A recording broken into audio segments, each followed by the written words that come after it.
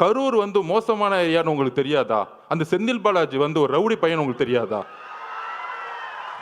6 மாசம் இருங்கடா. யாரு ரவுடி, யார் அதிகாரப்படும் தெரியும்டா உங்களுக்கு? யாருக்கிட்ட 30 நாள் அண்ணன் அமைதியா இருக்கான்னு பார்த்துட்டு இருக்கீங்களா? அந்த எண்ணத்துக்கு நான் ஒரு பதில் சொல்றேன்.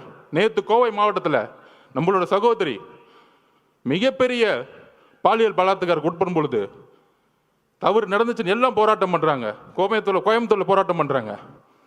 அதுக்கு உடனே திமுக ஆதரவாளர்கள் அந்த பொண்ணு ஏன் 11 மணிக்கு அங்க போச்சு?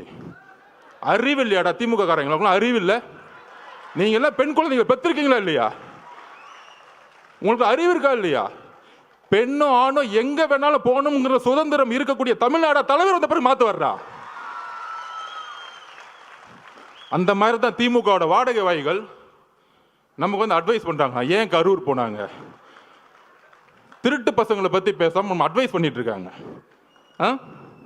என்ன அரசியல் இது?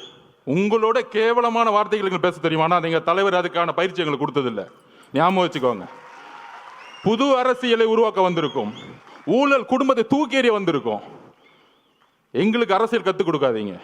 ஒட்டுமொத்த குடும்பமும் ஊழலை தவிர இன்னைக்கு எதுவுமே கிடையாது.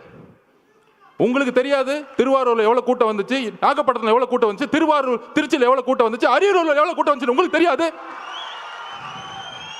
தெரியலன்னா உள்துறை அமைச்சர் ரிசைன் பண்ணிட்டு போங்க. அப்புறம் ஏன் முதலமைச்சரா இருக்கீங்க?